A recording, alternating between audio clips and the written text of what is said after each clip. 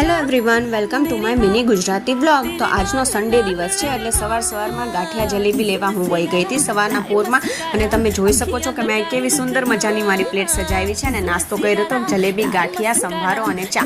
સાથે બાજુમાં મારી ડોગી પણ નાસ્તો કરતી હતી અને આ બપોરનો જમવાનો સમય થઈ ગયો છે। તમે મારી રંગબેરંગી થાળી જોઈ શકો છો, જેમાં સેલેડ છે, પાપડ છે અને વઘારેલી રોટીની સાથે જલેબી અને છાશ છે।